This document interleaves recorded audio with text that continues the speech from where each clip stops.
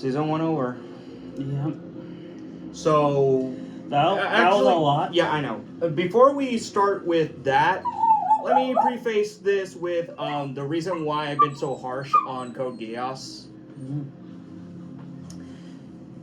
So... I do like the Code Geass show. I do. I think it's a great show. My problem with it is in its completed state is a mess. Like an awful, awful mess. And when you look at it, if it was just season 1 and 2, I would say it's a mixed show, but it would still be, considered watchable. It's only when you take all the other works. When you take in everything that connects to the main show, Akito Akito the Exiled, the canonical mangas that are part of the Code Geass show itself. Mm-hmm. Those being... To an extent, Rosé of the Recapture. We don't talk... That one doesn't count. That one uses the movie continuity. Well, it uses both because it can't decide. Yeah, I know. And that's the problem with that show. But we'll get to that eventually at some day. Yeah.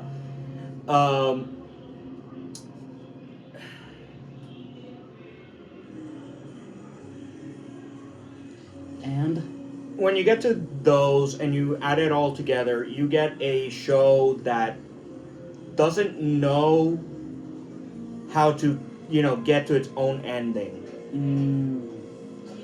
Without, constantly having to ruin its characters, having to make choices that otherwise they would not make if they were thinking rationally or logically or even, emotionally at some point. And there's nothing wrong with characters who are flawed like that. Yes, there's nothing wrong. My problem is this is due to the fact that they were so hell-bent on getting to the ending. Yeah. Also, there's the fact that Lelouch is really smart, so whenever... Yeah, like that's actually another problem, and that's how they treat Lelouch, the main character. Like, yes... Because of what happens at the end of Season 2, where obvious reasons we can't tell it yet,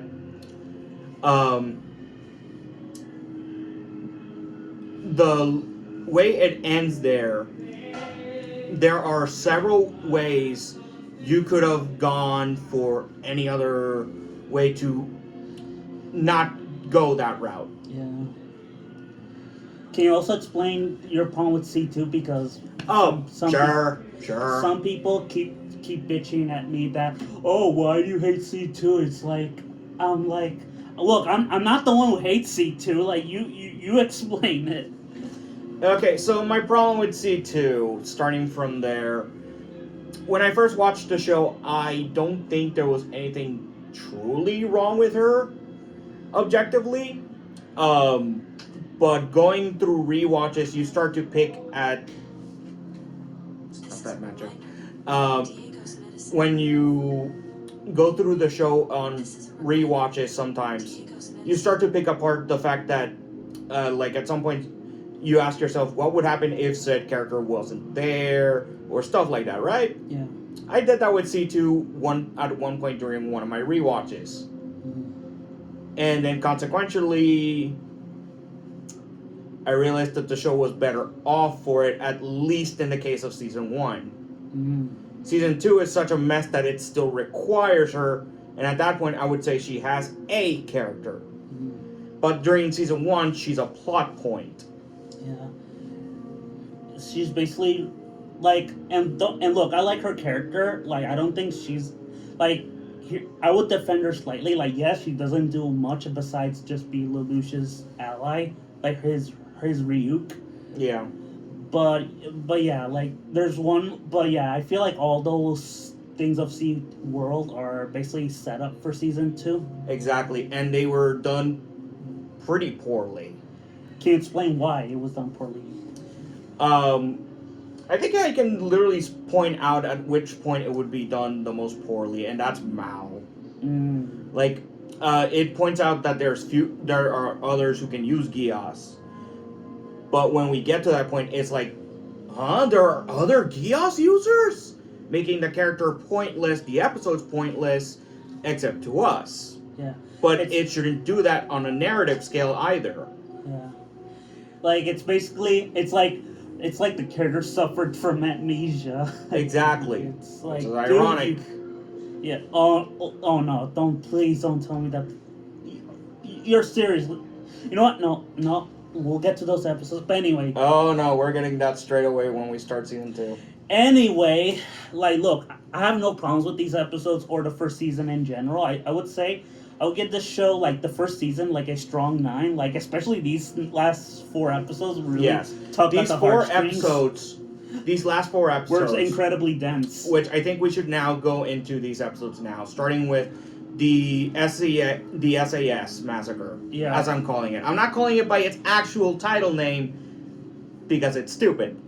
The SAS massacre episode was heartbreaking. Is heartbreaking because by pure accident, while Lelouch goes to the ceremony as Zero for the SAS, the SAZ, the zone for the Japanese, for them to be Japanese again. Yeah. That Euphemia did by giving up her title as princess. Oh. Which she does mention to Lelouch when they talk to each other in private prior to the accident. Yeah. And when originally Lelouch was actually going to kill her. She was going to use his Gios to literally have her kill herself.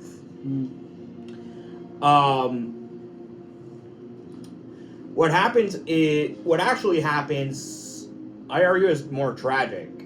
Yeah.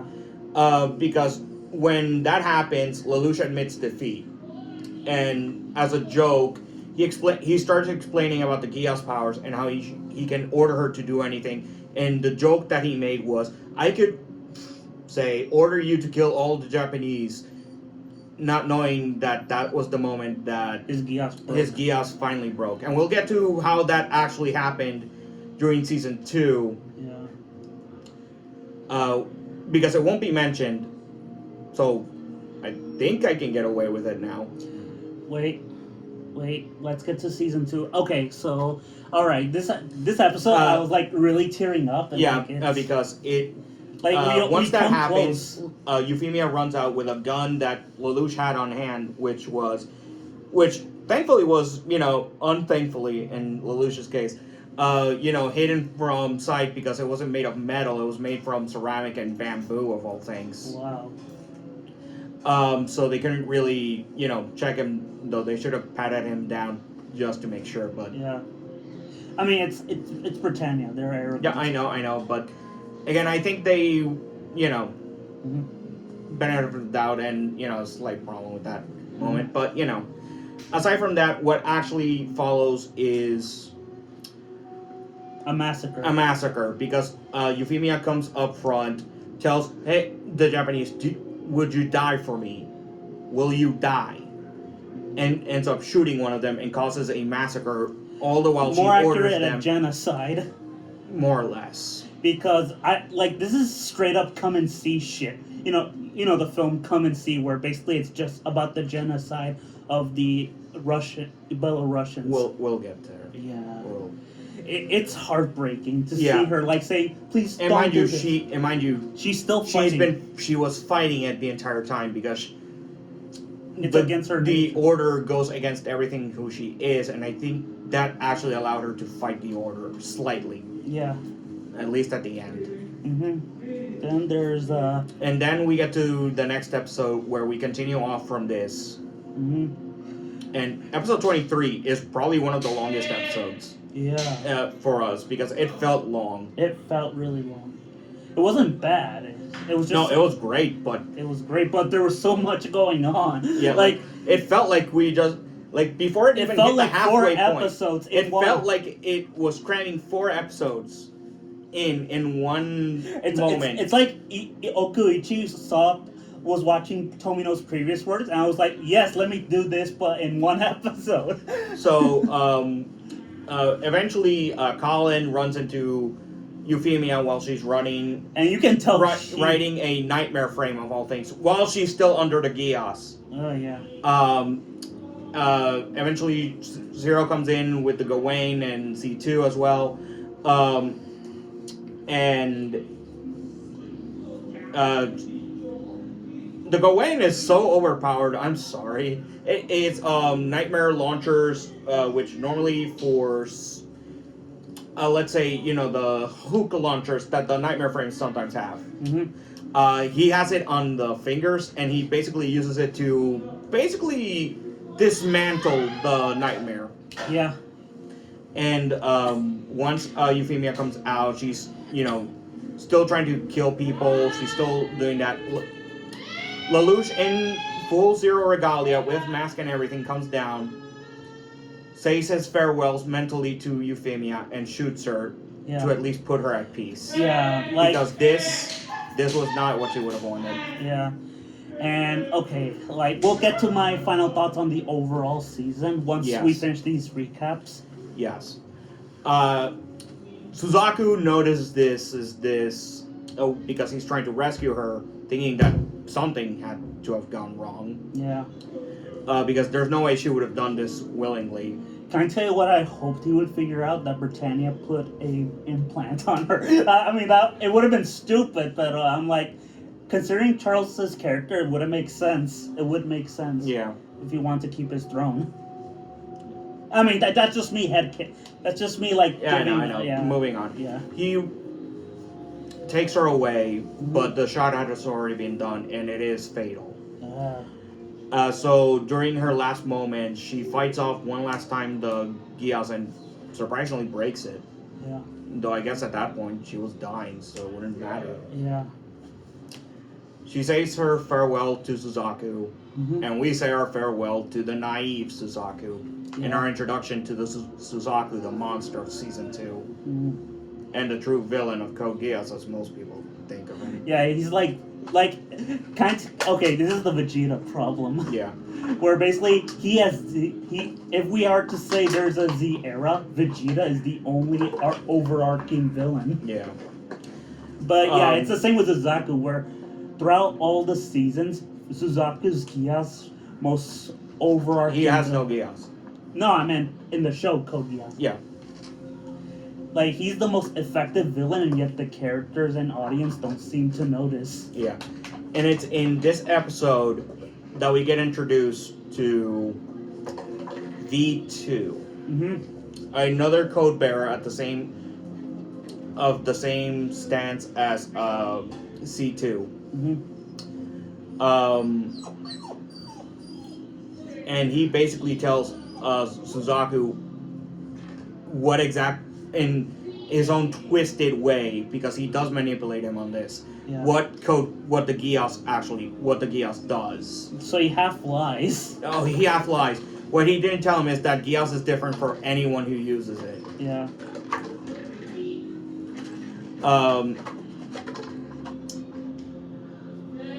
And basically after that we get into the two final episodes 24 and 25. With episode 24 basically being the final battle of the season between Cornelia and Zero. And basically everything else. Colin is unfortunately revealed to the student council at the time because the Black Knights took over the school. Yeah. That she's a Black Knight and that she's working with Zero. Nina at the entire during this entire travesty of during the entire tragedy of these 4 episodes is working on basically turning her the Ganymede that we saw during episode 21 during the festival sequence into a basic living bomb. A nuke. Yeah. We get a few deaths here. We say farewell to Darlton because he was de-offed by Zero to capture Cornelia. Or to at least make it so that Zero could finally ask his questions of what happened to his mother. And she reveals that Schneisel and his father knows.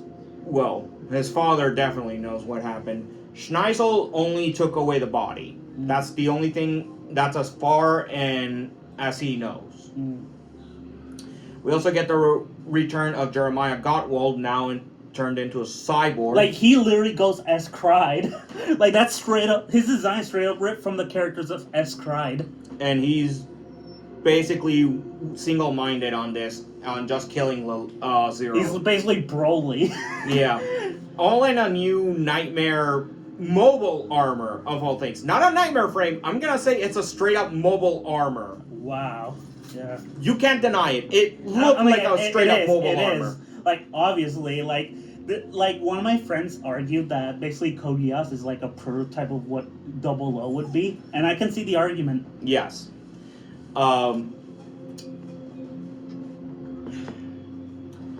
During this entire shit, Suzaku tries to confront Zero a few times prior to having to check on Cornelia, because Cornelia actively called Suzaku to come to her after Lelouch leaves to Kamine Island to rescue Nanali, who's been kidnapped by V2 because due to the events of what happened to the school, those being that one, we get the return of Billetta Nu.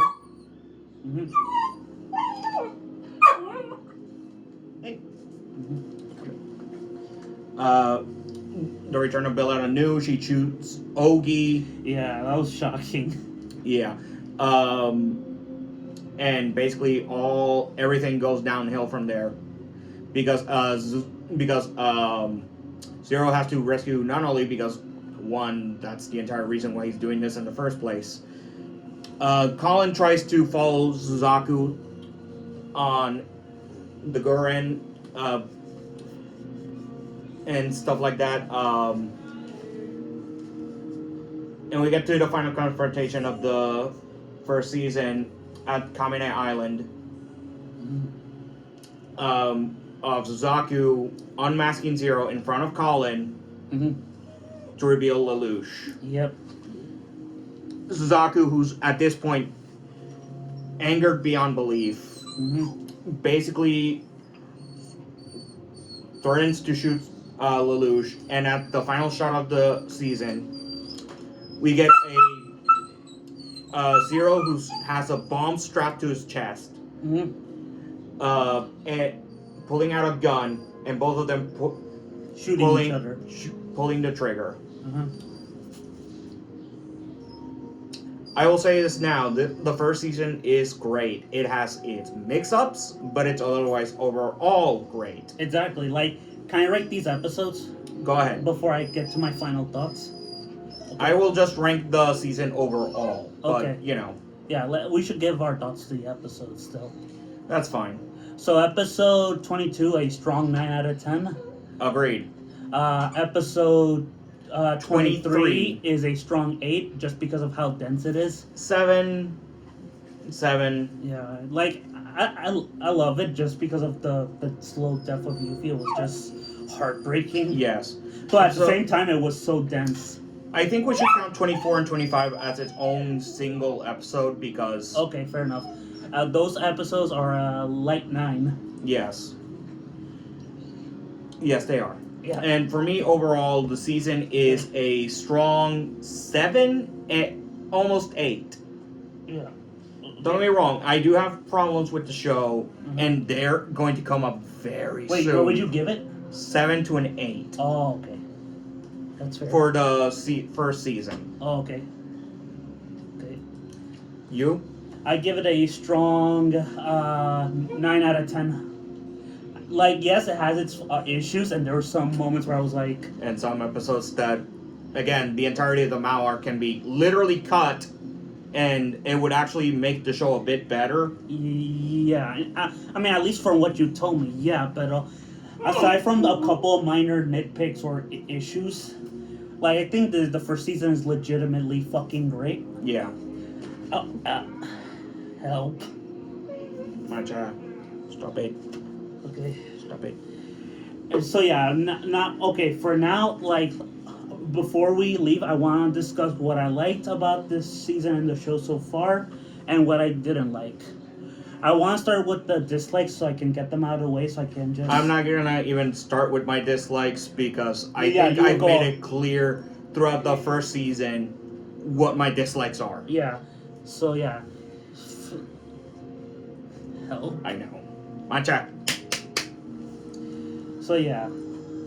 For me, like, I'll just start with my major dislikes. First, I didn't like for Nina. I just found her character extremely homophobic. Like her character, like it just portrays her as just this crazy lesbian, which by 2006 standards is just outdated beyond belief.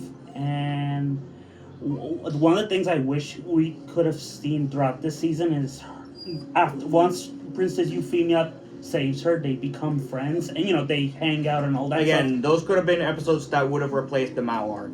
Exactly. So that way we could feel sorry for Nina, because we got to know their relationship together. Yeah. But no, instead she comes across as this creepy stalker. Yeah, and that's the thing. That's another thing. You want to know what the actual timeline of this show takes place. Wait, before No. Get your thoughts out of the way, and after I get out mine, I'll explain. Okay. And my second issue is just how, like, despite all the obvious marks, Suzaku's like still working for Holy Britannia. Like, his motivations make no sense despite Britannia being a monarchy, not a democracy. Like, his argument would work if Britannia was either a constitutional monarchy or just a democracy, but it doesn't work when it's an absolute monarchy. I just found him, like, annoying at points, but there were moments where I liked his character, specifically when he was at the school. And that's about it, because after this season, we're never gonna see that Suzaku again. Yeah. Like, another minor issue I had is... Well, obviously the Mao arc and how it kind of just exists. Like, you would think Lelouch would be more careful with his Gias. But no, he's even more active with it, if anything. Yeah. Like, the Mao arc should have been just saved for season 2, in my opinion. Exactly. But yeah, those are minor issues. They don't ruin the show. What I like about this show... This show was created in between both Seek Destiny and Double O and came out during the whole Iraq War. So, obviously, it's a war that's commenting on the Iraq War and United States imperialism. And with Britannia being like an allegory for the United States and how they, justify wars through, false actions.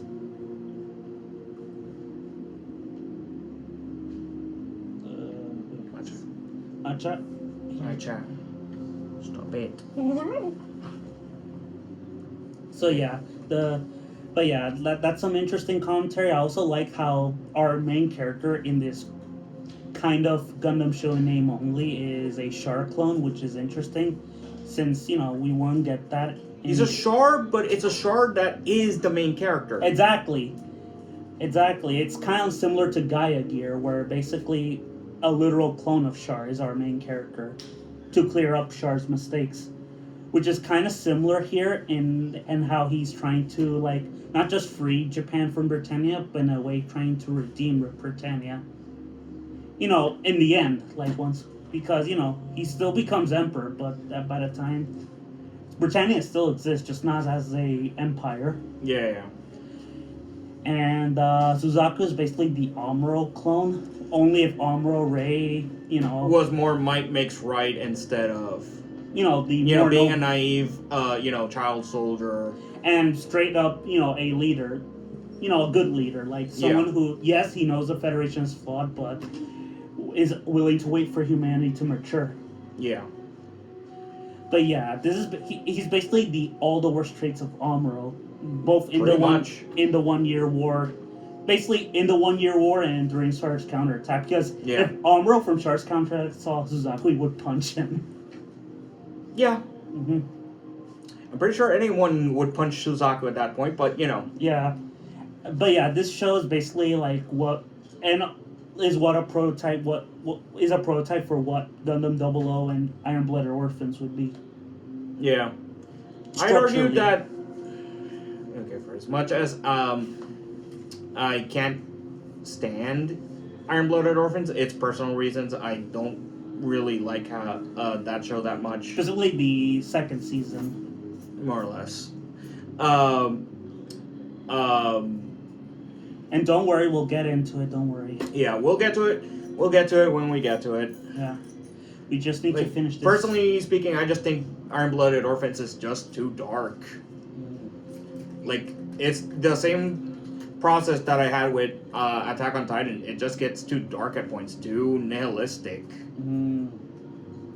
Yeah, and then like I often mention that the end of Eva is not nihilistic. It has one big hope, which is that humanity can come back if they decide. Yeah. But anyway, like overall, this show so far is great. So next week I'm going to start season 2, which I have never seen before. And for those who are excited for me to love it, good. For those who are willing to make me suffer, good. Fuck you. Bye.